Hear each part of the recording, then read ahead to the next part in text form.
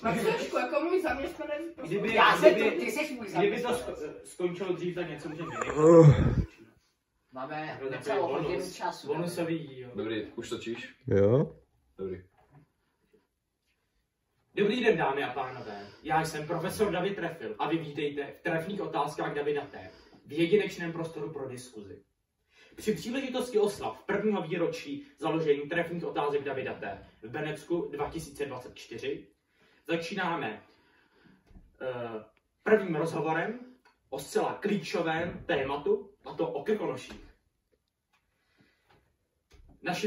Našimi hosty jsou po mé pravé ruce profesorka Klára Čížová, ředitelka Krkonošského národního parku. Dobrý den. Doktorka Michala Kašparová, starostka města Vrchlabí a senátorka za obvod Vrchlabí. Dobrý den. Profesor František Chudoba, politolog, vedoucí katedry politologie Univerzity Karlovy a člen katedry politologie Harvard College. Dobrý den. Doktor Matyáš Vacek, poradce premiéra Petra Fialy, ekonom, člen Národní ekonomické rady vlády, ale bývalý lékař. Dobrý den. Ale. A inženýr Maximilián Konrád, vedoucí správců Krkonošského národního parku. Děkuji, dobrý den. Jen ještě upozorním, že součástí našeho studia je i početné publikum. Ahoj! A po každém větším úseku můžou hosti se zeptat na nějakou otázku, diváci se můžou zeptat na nějakou otázku hostů a každý host má k dispozici 2 otázky na ostatní hosty nebo na publikum. Pane doktore. Ano. Pojďme na první téma. Špindlerův mlýn moc vlivný. Je v pořádku, že Špindlerův mlýn je značně ovládán a vlastně vlastněn kontroverzními mocnými magnáty, například Romanem Janouškem, Markem Dospivou, Luďkem Sekirou, kteří mají i značné podíly ve společnosti Melida a S, provozující jistě areál Špindlerův mlýn? Pane Vacku, jste poradce premiéra. Co si o to myslíte? Já bych tu otázku vrátil na vás, pane Trefile, protože, jak jistě všichni víme, vy také vlastníte ve Špindlerově mlýně malý apartmán. Nepodílíte se právě také vy na tomto spiknutí, o kterém mluvíte? Omlouvám se, ale tuto nemovitost koupil v 90. letech můj dědeček. Když ještě ve Špindlerově mlýně nebyly nemovitosti na tak vysoké úrovni.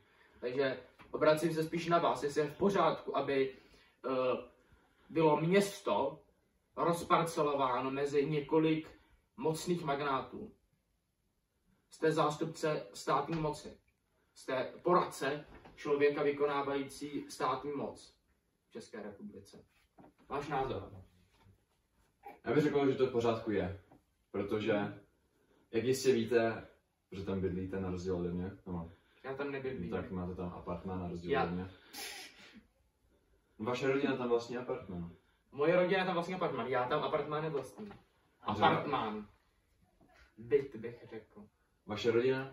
Radši se za apartmán koupil. Vaše rodina. Ale, pane Vacku, já bych spíš tu debatu obrátil na vás, na váš názor. Protože vy chcete záměrně vynechávat to, že sám ve Špindlerové mlýně vlastníte byt. Vaše rodina ve Špindlerové mlýně vlastní byt. Záměrně to vynechávat. Já se vás ptám, jestli je v pořádku, aby bylo město rozparcelováno mezi mocné magnáty a tím ovlivňovali občany toho města? Ano. Váš názor. Odůvodněte, proč si myslíte, že je to v pořádku. Myslím, že je to v pořádku, protože tak všichni se jednou za jeden do Špindlu, třeba jednou za rok, za 2 roky. A kdyby tam nebyli ti mocní magnáti, kteří nám tam zařizují ty lyžařské střediska, tak by se neměl kam jezdit. Do Rakouska je to daleko, do Špindlerova mlýna je to hoďka a půl od Prahy. Tak si myslím, že vlastně konají dobro. Děkuju. Tak pane Chudobo. Ano. Ano, to je možné. Je to v pořádku. Je to v pořádku? A proč si to myslíte? Proč by to nebylo v pořádku? Jestli je to vhodné. Je to vhodné. Kdo má, ten má. Kdo nemá, ten nemá. Ten dřív byl, ten dřív byl. Dobře, děkujeme. A paní Čížová? Já si myslím, že z našeho ekonomického hlediska rozhodně ano, že největší podíl na to má pan Marek, ne, Roman Janoušek, který vlastní skoro, řekla bych, pár bytů, které jsou hodně... Čtyři byly v centru. 4 byly v centru. Asi 4 patrů. Děkuji, že jsou 4 patrů. K tomu se potom bude ještě... Bude opět se, bude dobře. Když nebudu předbíhat a myslím, že je to v pořádku tedy, ale některý magnáti by neměli být takovou moc a mělo by se trošku dávat i chudým.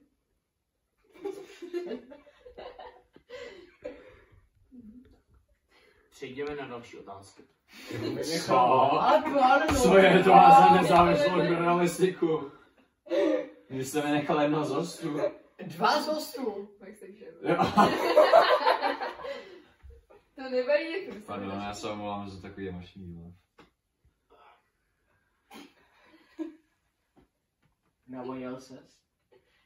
To je taky přemýšlel. Počkej, ty sedíš na jeho Vzhledem vodňavce k tomu, že teďka. Pane jaký Konráde, zase ty jste umí vyřazen z vysílání. Extrujen. Mám právo tady být, je to přece nezávislá žurnalistika a Máš práva jako to mají platit. všichni. Poručujete kodex. Jaký kodex? Kodex. Jaký kodex? Co je v tom kodexu napsáno? Otázek na videotéce. Já mám pocit, nejvíc kontroverzí jste vy. Jestli to fakt vytáhne, že jsem psal někdy nějaký kodex, tak...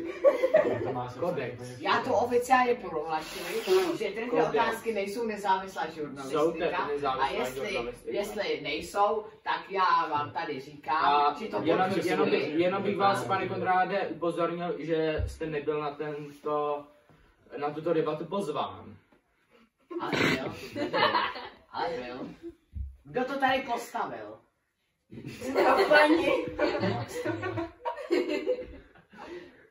To necháte jeho dědy nakonec. Já ale ten argument jako nepochopil, kdo to tady postavil. Jako co to má společného. Omlouváme se za technické problémy. Problémy nejsou na vaší straně. To jsou mentální problémy. Zajímalo se, že bavit o Konrádových. To bych velice rád ocenil, toto téma. Jelikož já patřím do To toho... nebude. Ty zboží jsi tam fakt nedal. No Petrova bude tam jen. Jo, dobrý. Tak jdeme. Tak No tak ještě... jdeme dál.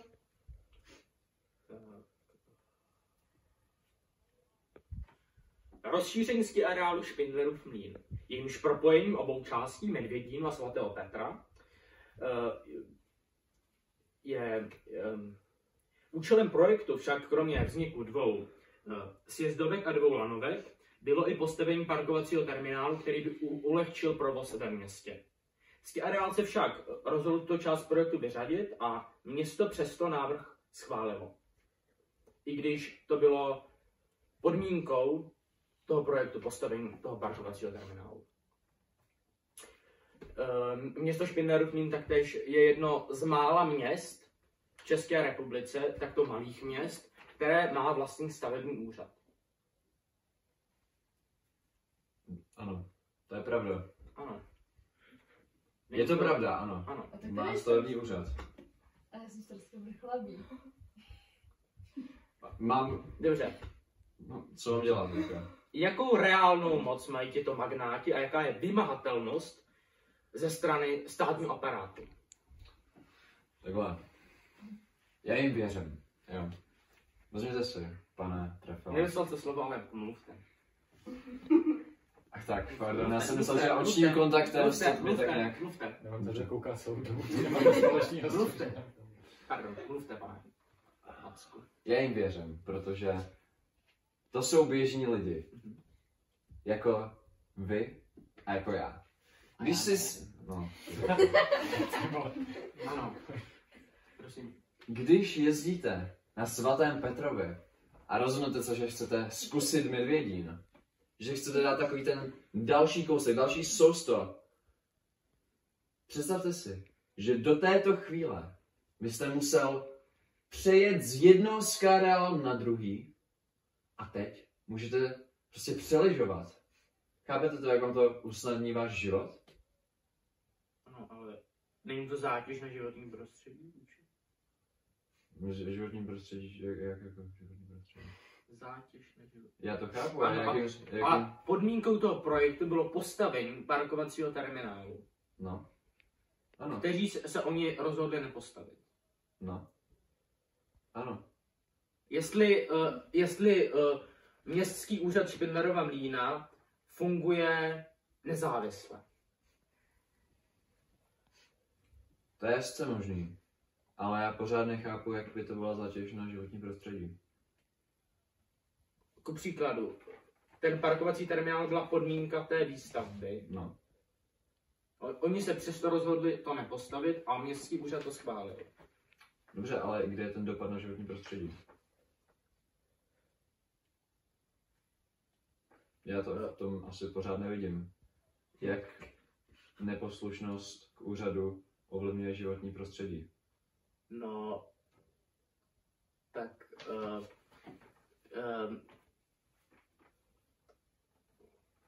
tak to, že jakoby Jak zčervená, pane redaktore. Ne, jestli, jako jestli tam kácí lesy, třeba. Jestli ano, se kácí, a určitě dojde i k omezení životních podmínek obyvatelů Špindlerova Mlýna, kteří značně bydlí v sídlišti Bedřichov, kolem nichž pojede kabinová lanovka na kopec Medvědín. No, ano, tak to by asi bylo nepříjemné, abych tak úplně nechtěl, aby mi lidé zírali do oken z lanovky.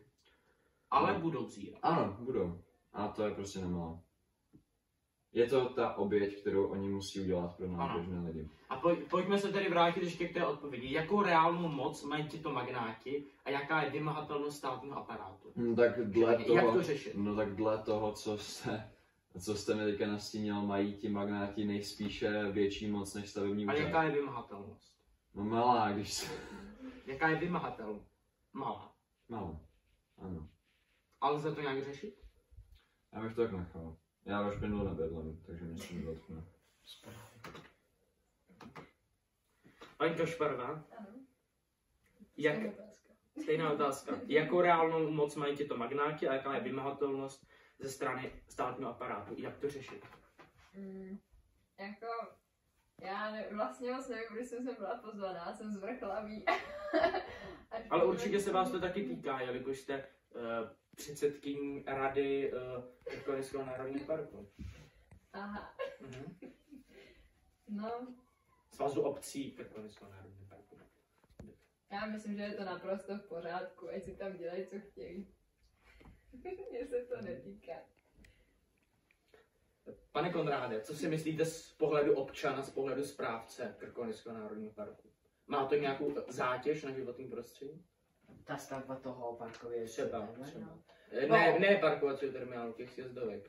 A můžete i zareagovat na tu otázku, jakou reálnou moc mají tyto magnáti, jak to řešit. No, magnáti mají sice velkou moc, ale kdo dneska není v této době kontroverzní? Dneska je kontroverzní skoro každý a kdo není normální. To znamená, že pokud to těm lidem jak extra nevadí, tak bych je nechal na pokoji. Ale jestli jo, tak už by bylo asi potřeba to nějak řešit. Ale zatím nevíme nic, takže uvidíme, co čas přinese. Má publikum nějaké otázky? Kdo si sakra myslíte, že vás bude volit s těmahle názorama? Max. Dobře. Upozorňuji, že můžete použít nějakou otázku na ostatní hosty nebo i na publikum. By publiku si dělal nějaký odborník. Nemá někdo zájem? Přesuňme se na další téma. Ochrana památek nejen v Krkonoších. A přitom si přidáme takový historický fakt o názvu Špindlerova Mlýna.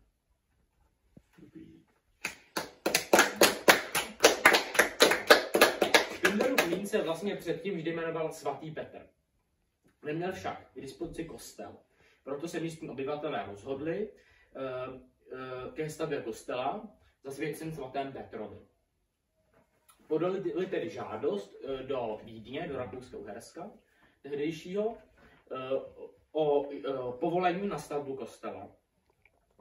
A sepisovali smlouvu v budově, která se jmenovala Špindlerův mlýn. Poslali tedy tu listinu do Vídně, kde napsali podepsáno ve Špindlerově mlýně. Jako v té stavbě mlynáře Špindlera. Státní aparát Rakouska-Uherska byl velmi zkostnatělý, reagoval pomalu, ale přesto rakouští úředníci poté povolovací listinu podepsali a napsali do ní: povolujeme stavbu kostela ve Špindlerově mlýně. A neuvědomil si, že Špindlerův mlýn je pouze stavba. Ale občané věděli, že už by jim to povolení nemuseli dávat dvakrát a navíc to posuzování trvalo velmi pomalu, proto se rozhodli radši tu obec přejmenovat na Špindlerův mlýn. A tato budova poté byla přestavěna na Špindlerovskou hospodu a tedy zůstalo to stejné zdivo z 19. století a roku 2023 byla nezákonně zdemolována pokutou pro viníka, který vlastně nezažádal o povolení k demolici od stavebního úřadu, bylo 300 000. A nyní se zde pravděpodobně bude stavět restaurace a hotel. Příklady dalších nezákonných demolicí je například švýcarský dům 19. století, který mimo jiné vlastnil i zpěvák Janek Ledecký a bydlela tady jeho dcera Ester Ledecká, učila se lyžovat. Ten byl také zbořen a také hotel Barbora, který byl zbořen a místo těchto staveb, které byly zdemolovány, zde vyrostlo 5 vil, které nyní vlastní v nepřímém vlastnictví Roman Janoušek a Marek Dospiva. Pane Chudobo, není pokuta za zbourání historických památek poněkud směšná? Jak můžeme takovém bourání zabránit? Bourání historických památek? Bourání historických památek obecně. Tady byl příklad třeba Špindlerova mlýna. Špindlerův mlýn si zbořil Špindlerův mlýn. Třeba si tam stoupnout a nenechat tím bagr projet. A myslíte, že je to účinné? Jakože by mě zajel, nebo je tady vyhrožujete. Ne, jestli si myslíte, že je to účinná ochrana proti... Ano. A bavíme se o tom, že O ochraně památek. No, ale jako, že už tam jestli... jede buldozer. Nebo tam ještě nejde. Už tam dojel. Už tam byl. Jak takovém bourání zabránit obecně? A nyní pokuta za zbourání historické památky poněkud směšná? 300 000 za zboření. Nezákonné zboření. Nízká pokuta. Nízká. Ano. Směšná ve smyslu nízká. Ano. Rozumím. Ano. Děkuju. Paní Čížová. Já si myslím, že rozhodně je, protože historické památky by se měly chránit a rozhodně nevím, proč by někdo jako takto historickou budovu bořil a proč by to hlavně dělal nezákonně, mohl si o to zažádat a vlastně žádnou pokutu by nemusel dostat, ale pokuty bych... Ale tu demolici by mu nemuseli povolit. No, nemuseli, ale přeci, když je to historická památka, tak nebudu bořit jako vůbec a už vůbec ne nezákonně. Tudíž bych rozhodně navýšila větší pokuty za bourání historických památek. Pane Vacku? Váš názor? Tak to záleží na tom, jako jak velký význam ten Špindlerův mlýn pak má. Jako jestli to je jenom historická budova, že tam někde něco podepsalo, tak nevím, no. Pokud se tam postaví hotel a restaurace, tak to asi bude užitečnější než nějaký mlýn. No, mlýn přestavený na restauraci. S původním zdivem 19. století. Ano, myslím si, že hotel a restaurace bude více prospěšná pro lidi ve Špindlerovém lídě, než samotný Špindlerův mlýn. Takže by nevadilo, kdyby jsme s buldozerem přijali třeba před Strakovou akademii. No tak Strakova akademie má nějaký význam. To taky. Je to Špindlerův mlýn v městě Špindlerův mlýn? Ne, Straková akademie má nějaký jako, jak se řekne český utilitarian. Co jsi jako praktický? No, praktický význam. Tak mohla by se postavit nějaká moderní stavba, která by možná nebyla tak energeticky náročná. To mohlo. Takže by vám nevadilo, kdyby se Straková akademie zbourala a postavila by se místo ní nějaká moderní stavba. No tam je taky otázka toho, byl Špindlerův mlýn nějak architektonicky obdivuhodný? Byl historický. A to je fakt. Ano. Tak Straková akademie má asi architekturu, která je více obdivuhodná. To jsem řekl jako příklad. Ano. Tak to bych asi nezbořil.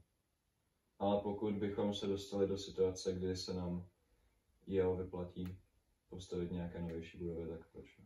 A v jakém stavu byla teda ten Špindlerův? Ona byla v dobrém stavu, ale ten majitel, který ji koupil, tak tam začal otevírat okna, aby se to začalo narušovat přirozeně. To je sebedestrukce. Paní Kašparová, jak nakládat s památkově chráněnou budovou, o kterou se její vlastník nehodlá starat a její stav se třeba i přibližuje demolici. Ku příkladu bývalé nádraží Královské Vinohrady v Praze, které teď jsem nedávno slyšel, že se chystá rekonstrukce. Vy to určitě víte, jste starostka Vrchlaví, tak chtěl osobně. My tuto otázku ve Vrchlaví samozřejmě taky řešíme, protože hodně lidí si kupuje budovy, o které se pak nestará. A takhle nám schádral například jeden zámek poblíž. A no, je to těžká otázka, ale asi když je to... Můžeme se v krajním případě rozhodnout k vyvlastnění objektu? I když se to v České republice stává velmi zřídka? Přišel další host. Starostka inženýrka. Odešla na to. Za mě by určitě stálo za toto zkusit buď odkoupit jakoby městem. Ale to by pravděpodobně bylo velmi nákladné. To ano. A za mě to znárodnění by určitě stálo za to, kdyby to bylo jakoby v nejhorším případě. Protože ty památky bych ráda chránila. Pane Konráde? Já rád památky a starat se o ně je velice podstatná věc našich životů. A když se o ně nebudeme starat, tak nám pomalu nic nezbyde. To znamená, že těmto zlým majitelům těchto památek, a kteří se o ně nestají, bych vykopnul a kdyby se jim nenašel nikdo, kdo by si to chtěl koupit, tak bych založil sbírku, ve které by se vybíralo na obnovení té památky a kdyby se nevydělalo dostatek, tak už by do toho musel zasáhnout bohužel stát. Chcete ještě někdo reagovat? Já mám také rád památky. Ne. Mám rád. Můžeme se v krajním případě rozhodnout k vyvlastnění objektu? Ne, já jsem jenom chtěl říct, že mám rád památky. A můžeme se rozhodnout k vyvlastnění objektu? To mi je jedno, já mám rád památky. Co tím si řekně, ano. Reagoval. A proč k tomu vyvlastnění dochází tak vzácně? Tak vzácně. Vzácně. Vyvlastnění. Už je to volově. Já nevím. Vyvlastnění, pokud se o to ten majitel nestará, tak český stát se většinou rozhodne spíše k tomu, aby to samovolně spadlo, než to vyvlastnit. Proč? Protože je málo lidí, jako je pan Max Konrád, který by vykopal a založil by sbírku. Mě zajímalo, co by jim vykopal. Pane Vacku, prosím. Ne, tak... Pardon, pan pane kandidát Vacku. řekl, že já bych jim vykopal. Nebo zase... Já bych- Pane vykopnul. Pane Vacku, nacházíme se v posvátném prostoru pro jedinečnou diskuzi. Poslední prostor pro Který něj. vybudoval Max Conrad. Posvátný prostor nezávislosti. Tady budeme zakládat historické historické To bude listiny historická se nám památka. Pojďme. Založí církev, ale jmenuje se papežem. Ten to vlastně Ale to už udělal, no. jmenuje se Dalaj Lámou.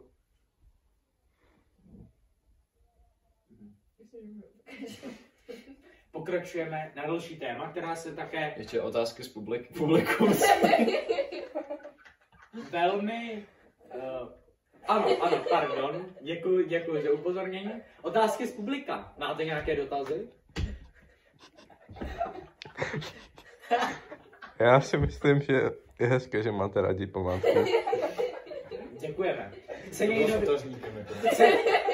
Chce někdo využít svého práva na otázku na svého kolegu či pro publikum? Odpoví? Pokud měl si nějaký, ale samozřejmě spíše na své, spíše na své kolegy hosty. Kdybych já vykopnul lidi z té památky a založil sbírku při... Jak se to říká? Nevím, co Dal byste peníze do té sbírky? jako starostka. Jako starostka Vrchlabí? Určitě, protože taky ráda památky. A nebo senátorka za obvod do Vrchlabí. Kdybyste to mohla nějak propagovat v Senátu. Určitě, já bych to propagovala úplně všude, v Jugoslávii. Plakáty, to už musím kolem dělat. Senátorka za stranu mám ráda památky. Pan Konrád přichází o jedno právo na otázku. Máte už jenom jedno, pane Konráde. Ještě někdo chce využít? Tak jako nezávislý prostor pro diskuze. Chce někdo ještě využít právo? Ne? Tak přesuňme se ještě k jednomu tématu. Já vám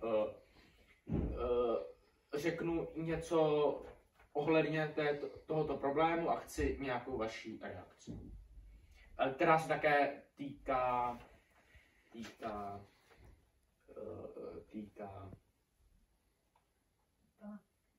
památek, ochrany památek. Dříve oblíbený turistický cíl Petrova bouda. Kdo je ví? Dříve oblíbený turistický cíl, později ve vlastnictví majitele softwarové firmy Unicorn, Vladimíra Kováře. Tam pracuje nějaký váš příbuzný, vidíte, pane Konráde? Můj táta. Kde je? Za záhadných okolností vyhořel. Veřejnost často viní za zapálení, veřejnost často viní ze zapálení samotného majitele. Dle velitele hasičského zásahu bylo počasí toho dne nejvýhodnější zapálení, že byla velká mlha. Voda v místní studni určená pro hašení byla v ten den vypuštěna a několik dní před zničujícím požárem zde vznikl ještě menší požár. Veřejnost si myslí, že by si tím mohl majitel nacvičit, za jak dlouho přijede hasičská služba. Nyní chata slouží jako soukromé sídlo majitele, jeho přátel, zimní ubytování nebo ubytování zaměstnanců firmy Unicorn a nebo i turistům v některých případech. Tak jak se k této události stavíte? Kdo si myslíte, že je viník? Nebo nekřivdíme panu Kovářovi? Pane Chudobo. No. Ne. Já tak- věřím Maxovým tátovi. Že nezapálil tu budovu. A že to byl Max. Takže Ale pozor, máš rád památky. Max má rád památky. Já jsem ještě než... Dobře, reagujte na to, pane Konráde. Já ji nezapálil.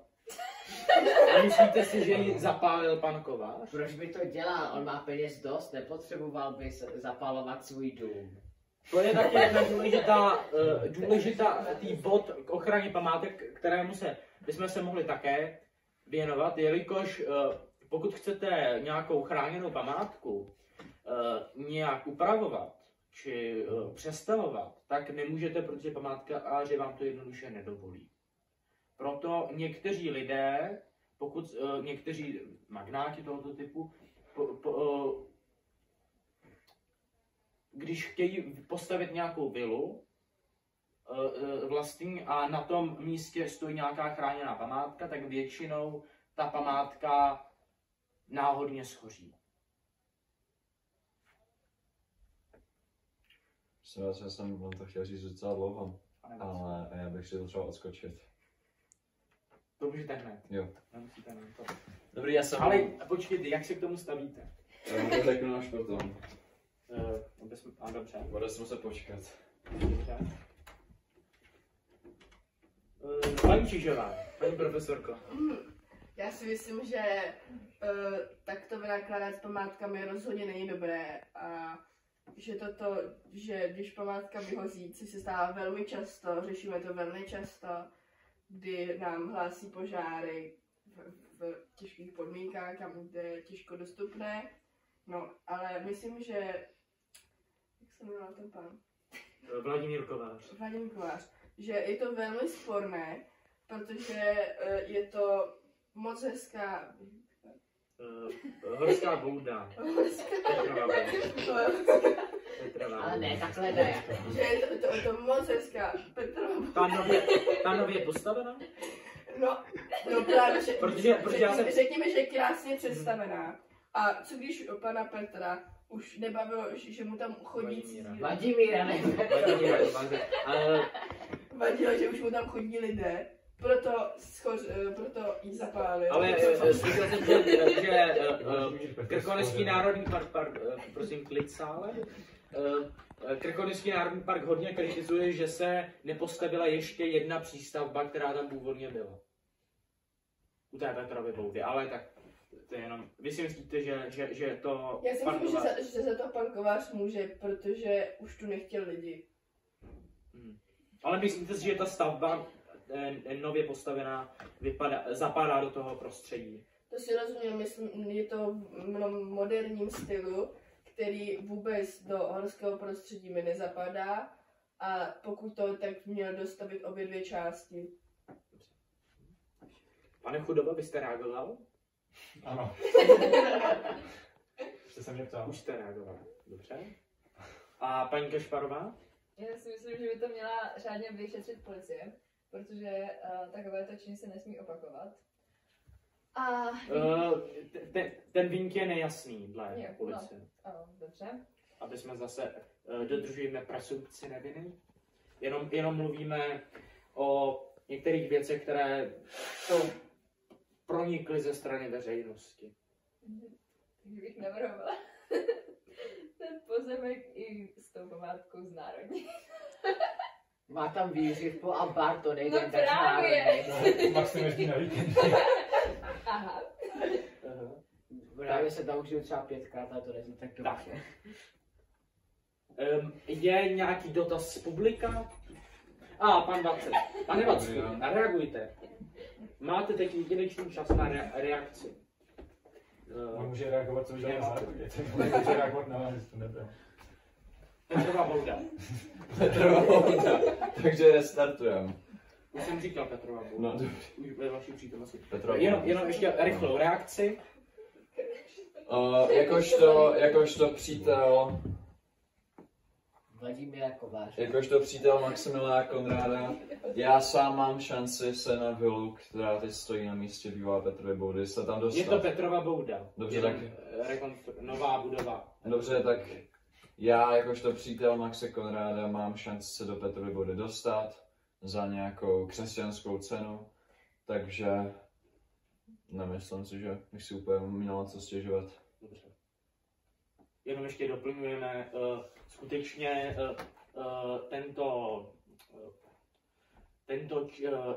při tomto činu nebyl shledán ještě žádný viník, takže dodržujeme presumpci neviny.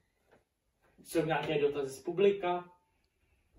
Kolik máte plat, poradče?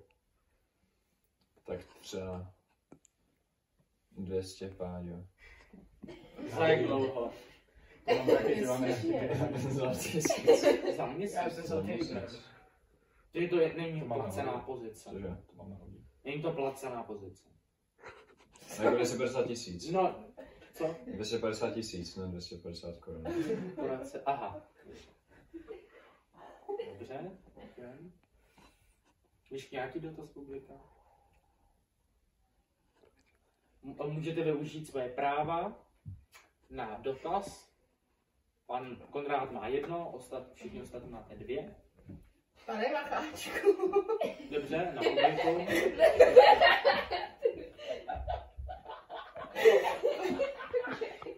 Na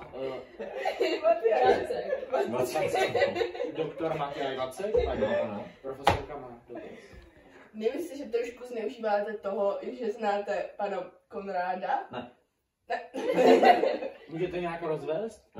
Tak mezilidské vztahy jsou velká část našeho životu, takže naše přátelství jen z těchto mezilidských vztahů myslím, že je naprosto v pořádku. To ano, ale jako normální občan se tam na Petrov boudu nikdo nedostane a vy? Dostane, ale ty Za ceny velkou jsou... cenu. Scény jsou velké, tudíž neměl byste vy jako vysoko postavený muž? No. Vyšší postavený. I výškově, Vyšší muž. i platově. Neměl byste platit platově. stejnou cenu jako ostatní? Vyšší. Ne, Vyšší. Stejnou. Stejnou. Vyšší nebo stejnou? Stejnou. Stejnou. Neměl platit stejnou cenu jako ostatní. Ale já si to nemyslím. Když třeba jako máte taky nějakou přítelkyni, která vlastní hotel, a ten hotel je někde, kam chcete jet, tak vás tam asi taky jako nechá přespat. Ne? No ale vždycky dám něco, že jo? No jasně, tak nějaký dar asi taky přenechám, ale to už pardon, přímě Dar? vaše věc, nějaký dar, ano. A pokud vy máte přítelkyni, která má hotel, taky tam přespíte. Co? Já Počkat, první počkat, řadě. a pokud Zneužíváte systému. První řadě. Pokud máte přítelkyni, která nemá hotel, taky tam přespíte. Dobře, ano, v tom druhém případě ano, pokud bych měl přítelkyni, která nemá hotel, tak je to samozřejmě v pořádku, jako spátná. Aha. Jenom je... Aha. Ano.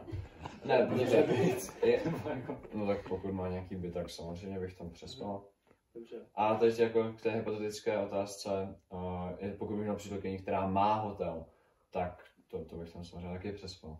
Takže vy tedy přespáváte u pana Konráda. Ale vlastně asi ne na Vy tedy přespáváte v Petrově boudě za nějaké dary. Ano. Ano. A myslíte si, že je to morální? Je to... Myslím si, že je to morální. Zeptejte se Maxe, Max to užívá. A je to etické? Tak. Když je hlad, musí etika stranou. Dobře, takže nyní tedy pan Konrád ještě může jednou reagovat, pan František také jednou, paní Čížová ještě také jednou. Pan Vacek a paní Kašparová ještě nereagovali. Nebo nepokládali otázku, nevyužili svého práva. Chcete ještě někdo využít svého práva? Dobře. Teď ještě na takové téma na odlehčení, aby jsme se dostali z té občanské roviny do té přírodní. Já? Jako to, co jsem já udělal teďka? Jo? Mám takový jako technický potíže. Cože se stalo? No, co na záchod.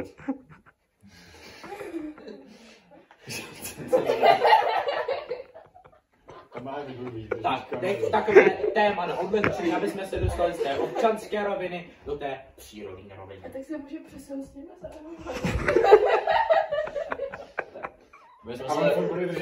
Kdybychom se všichni otočili ke dveřím, jak jme, nebo my se tady praktikovali s Davidem.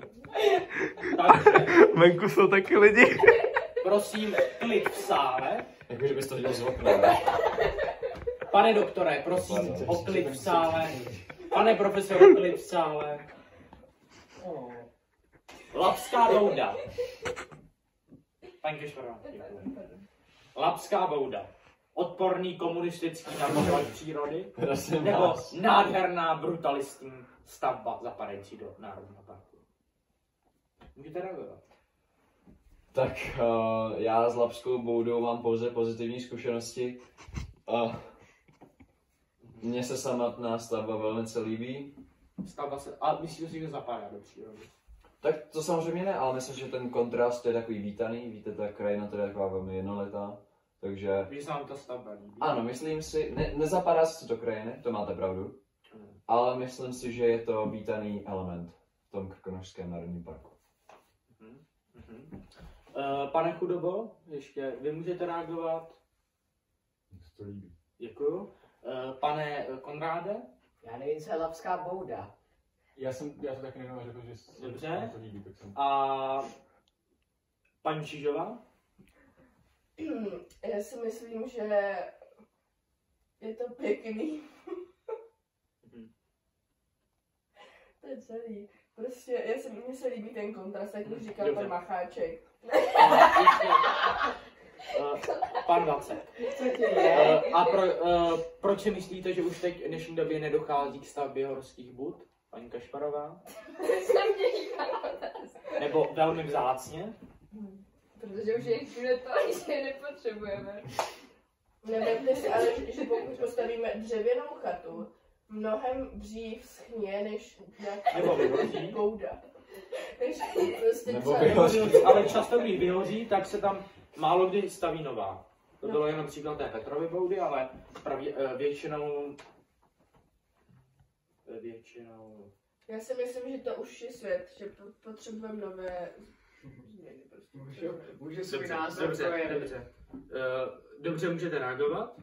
Koho se chcete zeptat? Já se chci ptát, já chci odpovědět. Dobře, tak odpověďte. Jak to jako říct, no? Já bych jako, když vyhoří bouda, my jsme dneska takové době papírování a ekologie, to znamená, že než by se postavila a než by se to rozhodlo, než by se všechno zajistilo, než by se Je to zkrátka složité. Je to zkrátka velice složitý proces, který nehodláme už někdy znovu opakovat. Pojďme na další téma. Životní prostředí. Nehrozí? Prosím o klid v sále, pane doktore. Dobře, to už to vypadá jako krizová situace. Máme... Jak křečí. Máme ještě 36 minut, takže... Ale on nemá, ale on má 20 sekund.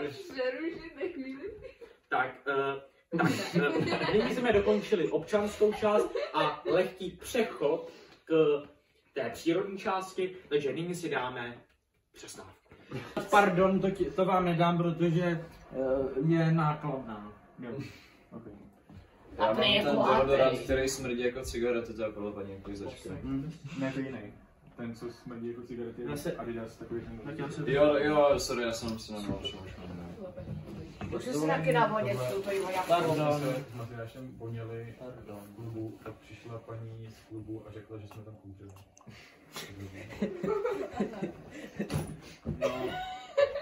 To je ta nákladná.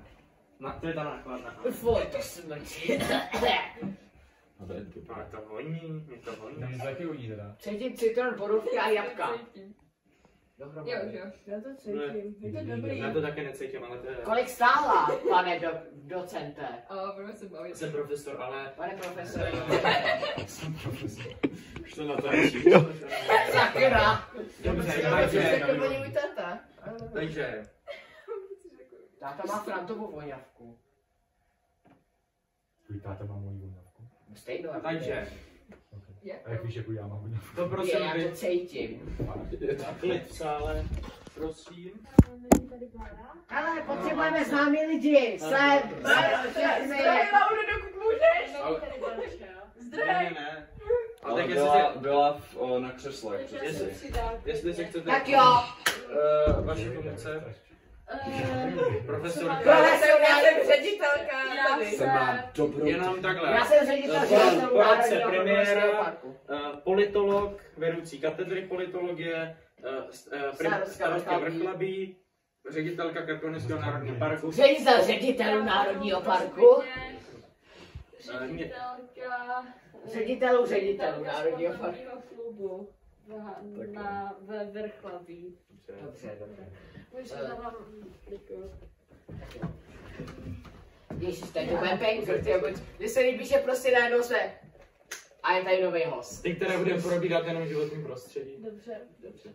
No tak ty A zeptej se Laura jako první. Ne. No tak já ji musím ještě představit. Ať se zeptá na svou otázku. Řečnickou. Co? Inside joke to nesmí říct, ale... Gossip? Ale bylo by to vtipný. No na to legendární otázku ze včerejška. Na tvojí řečnickou otázku. Na tvoji řečnickou otázku, na kterou znáš odpověď. Kdo je? Asi dobrý. Jak nevíš, o co jde? No, víš o co se... Počkej, ty už to natáčíš? Dávno. Prosím vás, Aha. klid. Tak a po přestávce znovu pokračujeme v naší první debatě prvního výročí trefných otázek Davida v Benecku 2024. Po přestávce k nám přibyl další host, profesorka Laura Bubnová, Dobrý den. ředitelka sportovního klubu ve Vrchlabí, která organizuje lyžařské sporty. Říkám to správně. Tak, první jsme měli tu občanskou rovinu a teď se přesouváme k té přírodní rovině. Jenom upozorňuji ještě jednou, každý máte právo na 2 otázky, které můžete položit svým kolegům hostům. Takže už se to nesčítalo, zase máme každý 2. Ne. Jenom upozorňuji, pan Konrád má 1, pan Chudoba má také 1 a paní Čižová má 1. Jak pan Vacek, paní Bubnová i paní Kašparová 2. Takže chcete využít svoji otázku? Si nepoložili.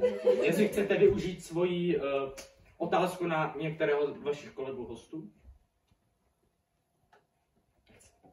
Ještě si měl říct, že měla zdržení.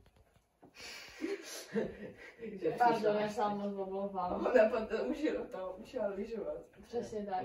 V létě. To se dá. Děkuji mnohokrát. Pokračujeme na téma životní prostředí. Nehrozí kolaps v Krkonoších kvůli masovému přílivu turistů? Pane Vacku. Tak já už jsem teda na tohle téma trošku zavadil, když jsme se bavili o té sjezovce. Ale já si myslím, že ta přívalová vlna teprve přijde. Že jsme v takovém odlivu. Nebo jako, my nejsme v odlivu, protože to ještě nebyl žádný příliv. My jsme teďka na mělčině. My jsme na suchu. My jsme na suchu a přijde teprve ta přívalová vlna. Ta přichází většinou vždycky v těch letních a těch zimních měsících. Ne, já myslím obecně, jakože v kontextu existence Špindlerova mlýna. Takže si myslíte, že ještě, že tady za 10 let bude mnohem více turistů než nyní? Ano. A co vy, paní Kašparová? Já si taky myslím, Česko je dle mého výborná lokace ke sportům, jak zimním, tak letním. A vídám tady turisty čím dál tím častěji a řešíme to i u nás. To je Vrchlabí. Stejná otázka míří na vás, paní A profesorko? mohla byste prosím zopakovat otázku? Nehrozí kolaps v Krkonoších kvůli masovému přílivu turistů? Upřímně podle mě se až moc turistů teď momentálně v Krkonoších vyskytuje a přijde mi, že ten kolaps je možný, ale myslím si, že se tomu dá zabránit. Další otázka. Souhlasíte s návrhem spoplatnit vstup na vrchol Sněžky? Pane Konráde? Ne.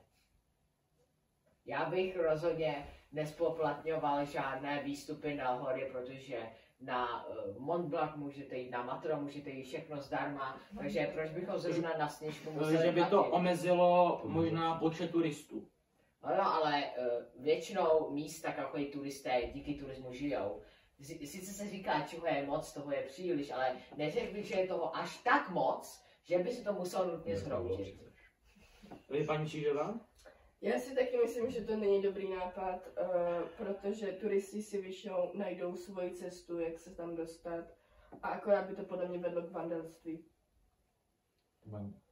Vandalismu. A ničení českého A krkonošského pomohlo by národního parku. Krkonoším úplně spoplatnit vstup do Národního parku, například Polsko už to dlouhou dobu provozuje, tak jestli by nepomohlo přímo toto. A pomohlo by to možná i zvýšit počet finančních prostředků Národního parku. Paní Kašparová? Já si myslím, že ten, kdo tady má chalupu, tak s tím určitě souhlasit nebude, jako většina občanů České republiky, takže já myslím, že to v Česku není úplně reálné. A pane Chudobo? Ano. Bude líp. Já nevím, jako ano. Ano. V pořádku. Necítíš mě, že je teďka kampaň, ano? No. Můžete reagovat i vy, paní Čižová? Jste ředitelka Krkonošského národního parku? Já si myslím, že finance by se rozhodně hodily buď na udržování sjezdovek v zimních měsících, protože už, jak se tam počasí je, jak se dá, Krkonošský národní park udržuje sjezdovky? Myslela jste údržbu běžkařských tras? Přesně tak. Aha. A rozhodně palivo do rolb a umělé zasněžování také něco stojí. A já mám ráda biškování. A já to potřebuju. Já bych se rád vyjádřil. Kdybyste spoplatnila vstup do Krkonošského národního parku, já si prostě vyrazím do Boubína, já se omlouvám. Tak vyražte! Co vypadá, nebudete mít nikoho, ale jsem To je pravda, kdybyste spoplatnili něco, kde jsou skoro všichni jako doma, tak by tady skoro nikdo už nebyl a to už by došlo opravdu. Ale můžu prosím vás reagovat na vaši debatu tady. Já si myslím, že Krkonošský národní park je už tak dlouho známý a tak dlouho navštěvovaný, že to, že by se platil nějaký drobný poplatek, například se dá i předplatit celá zimní sezóna nebo v zimních měsících nebo tak něco, tak si myslím, že by to nevedlo k ničemu špatnému. Protože samozřejmě počet lidí by se snížil, počet navštěvovaných by se snížil, ale myslím si, že Krkonošský národní park udržuje tak turisticky zajímavé a pro turisty sympatické běžkařské trasy. Samozřejmě to používám i na Že údržbu cest. Že by drobný poplatek mohl být, že pokud by se platil drobný poplatek, tak si myslím, že turisti, kteří opravdu Krkonošský národní park milují, takže by sem jezdili nadále a ty finance by mohly opravdu přispět i pro údržbu sportovních areálů, případně by mohly jít na podporu Krkonošského národního parku. Zase je pravda, že udržovat cesty pro 5 lidí, co sem furt budou jezdit, se asi dá jako pokrýt z poplatku. Ale zároveň jsme si říkali, že teď pan Trefl zmiňoval, že přibývá strašně moc turistů, tak přece jenom nemůže tady zůstat pouze 5 lidí. A myslím si, že to číslo by pořád nebylo tak malé, aby platilo vstup pouze 5 lidí. Dobře, to je možné. Ale s tímto se vážně samozřejmě otázka, proč turisté chodí víc a víc. Kdybychom našli ten důvod, tak by nemuselo... Je Krkonošský národní park zajímavý? Nebo můžete reagovat vy? Je fakt zajímavý. Ano, já si souhlasím. Vemte si tu přírodu. Ale jsou tady 4 národní parky a žádný z nich nemá žádný poplatek. Dobře, ale spoplatnila buď žádný nebo všechny. A stejně tak jako chráněné oblasti, to by se možná taky vyplatilo. Můžu se zeptat na praktickou jako záležitost. Ano. Jak byste to chtěl udělat, jako turnikety, které jako... Ne. V polském, na polském, jenom železná opona. Pardon, prosím vás. Honit nějaký borec, jako ty jsi nezaplatil, vole, cenu. Ano, dobře. Funguje to, na polské straně to funguje tak, že nachází se tam pár pokladen u těch hlavních cest z polské strany a když tam vcházíte z české strany, tak tam je QR kód. Pokud nemáte k dispozici čtečku QR kódu, tak tam nemůžete vstoupit prakticky. A potom v Polsku je to vlastně, polský národní park je 4krát menší než ten český a má 4krát víc správců, kteří kontrolují vstupenky, jestli jste si zakoupili. Takže to by se tím pádem muselo samozřejmě i navýšit počet pracovníků.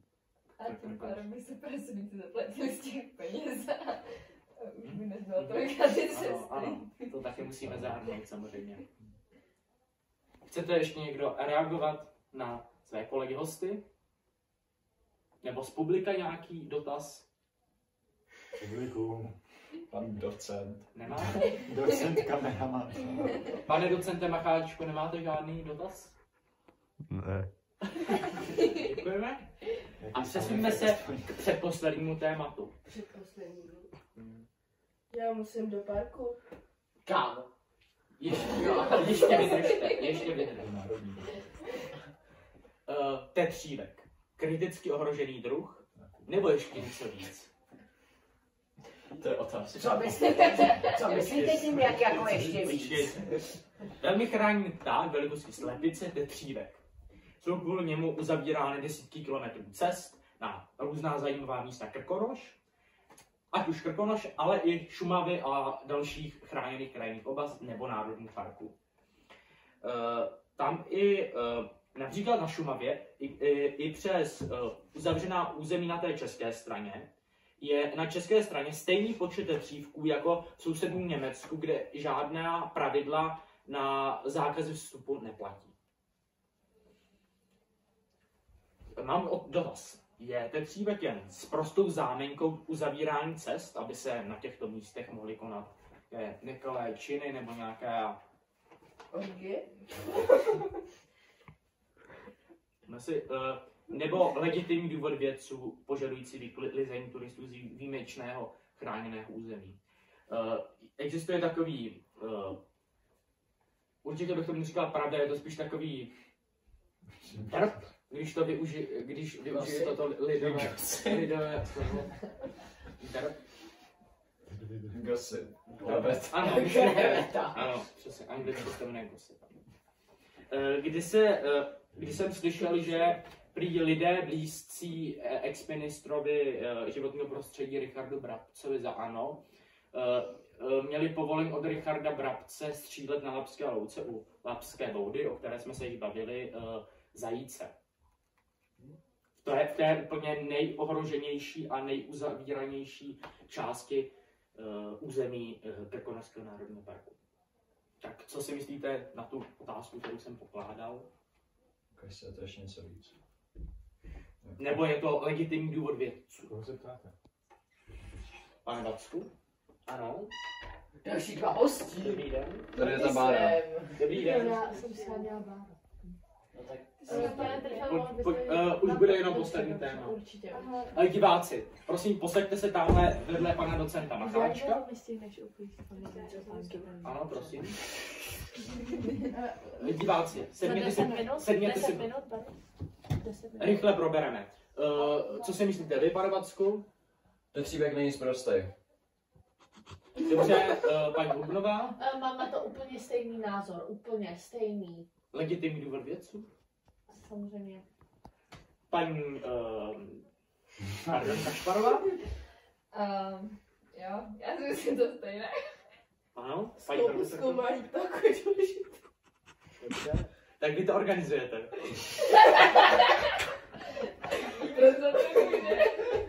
Proto říkám, že Dobře. je důležité. Děkujeme. Pane Konráde? Ochrana zvířat je důležitá, nechceme, aby tady všechno vyhynulo. I na tak velkém území? I na tak velkém území. Dobře. A pane Chudobo? Já se přiznám, že já jsem toho vašeho ptáka nikdy neviděl. Byť věřím, že ve velikosti slepice Dobře. musí být chráněn. Dobře. Můžu se zeptat, může se tady chodit po těch cestách, nebo je to... Nemůže, je to zakázané. Já jsem to zakázala. Takže neměníte názor, zůstáváte z toho svého. Samozřejmě. Nepůjdeš... Poslední otázka před nějakou debatou s diváky. Globální oteplování. Je reálné, že se do 30 let již nebudou moct praktikovat zimní sporty? Paní Bubnová? Mám pocit, že je to reálné, ale myslím si, že budeme žít ve světě, kde bude mnoho jiných technologií, jak nahradit v podstatě přirozený způsob, jako lyžovat. A jak se přemění tady vaše podnikání? Plán, máte už nějaký plán do budoucna? Mám plán do budoucna. Mám v hlavě několik nápadů, které bych chtěla do budoucna zrealizovat. Konec konců už se realizují a myslím si, že to má budoucnost. Pan Konrád? Myslel jste jako zimní sporty zde nebo na celém Zimní sporty i zde, i na celém světě, můžeme to vzít obecně. Jako tady, tak bych řekl, že je to relativně možné, protože už teď je sněhu sníh vzácnost na našem území, ale ve světě, třeba v Alpách, tam je i dnes jako sníh po celý rok. Takže Děkuji, paní Kašparová.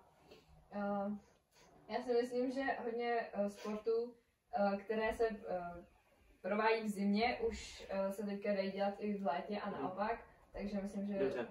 to je Poslední dotaz. Bude ten pozitiva jako úbytek lidí v Národním parku, nebo negativa, například možný menší zájem veřejnosti o Krkonoše, nebo samotné to zvýšení teplot bude mít nějaké negativní důsledky pro přírodní ekosystém? Paní profesorko? Já si myslím, že určitě ano. Ano. To byl ten příběh. Pozitivní, negativní? Rozhodně negativní, protože, jak už teď víme, tak jsou občas některé dny úplně nesnesitelné, teplo. Jako dneska. A může třeba i v zimě, jak jsme se občas všimli, že bylo i teplo, skoro na Štědrý den jsme chodili v plavkách, tudíž je rozhodně špatný.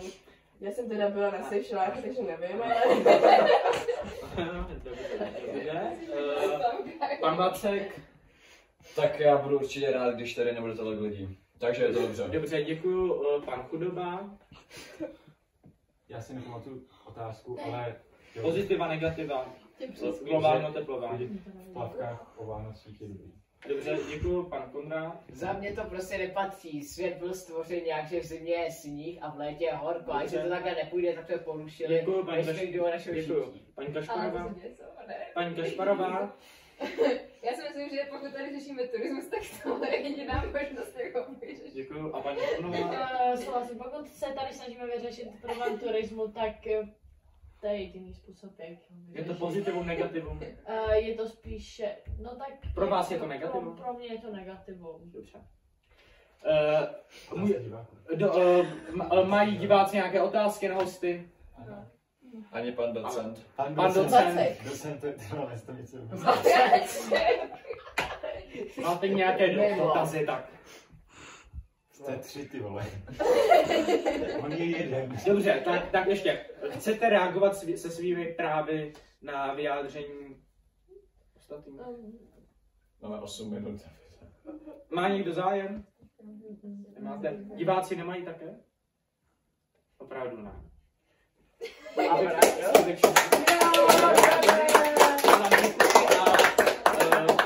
Když přijměte naše pozvání na debatu, která proběhne, počkejte, pane Vacku, která proběhne dnes večer o demografii s panem bakalářem Danielem Kumrem. Takže děkuji.